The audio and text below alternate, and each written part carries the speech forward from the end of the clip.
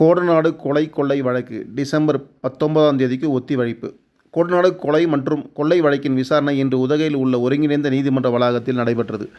இந்த வழக்கை மாவட்ட அமர்வு நீதிபதி முரளிதரன் அவர்கள் விசாரித்தார். நீதிமன்றத்தில் இன்று நடந்தவை: அரசு தரப்பில் வழக்கறிஞர் ஷாஜகான் மற்றும் குழுவினர் நேரில் ஆஜராகினர். வழக்கை விசாரித்து வரும் சிபிசிஐடி பிரிவு ஏடிஎஸ்பி முருகவேல் தலைமையிலான அதிகாரிகள் அனைவரும் நீதிமன்றத்தில் முன்னிலையாகினர்.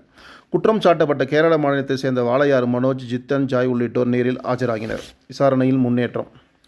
நீதிபதி வழக்கின் தற்போதைய முன்னேற்ற நிலை குறித்து அரசு தரப்பு மற்றும் சிபிசிஐடி அதிகாரிகளிடம் விரிவாக கேட்டறிந்தார். அதன்போது அரசு தரப்பு சார்பில் வழக்கின் தொடர்ச்சி மற்றும் சில விவரங்கள் இன்னும் கூடுதல் நேரம் தேவை என கோரிக்கை வைக்கப்பட்டது. இந்த கோரிக்கையை பரிசீலித்த நீதிபதி வழக்கின் அடுத்த கட்ட விசாரணையை அடுத்த மாதம் டிசம்பர் 19ஆம் தேதிக்கு ஒத்திவைத்து உத்தரவு பிறப்பித்தார். கோடநாடு எஸ்டேட்டில் 2017இல் நடைபெற்ற கொலை மற்றும் கொள்ளை சம்பவம் தமிழக அரசியல் மற்றும் சட்ட அமலாக்க அமைப்பில் கவனத்தை ஈர்த்து முக்கிய வழக்காக இருந்து வருகிறது. பல முறை விசாரணை நடைபெற்று மாற்றம், குற்றச்சாட்டுகள், சான்றுகள் தொடர்பான விவாதங்கள் ஆகியவற்றால் வழக்கு நீதிமன்றத்தில் நீண்ட காலமாக தொடர்ந்து நடைபெற்று வருகிறது.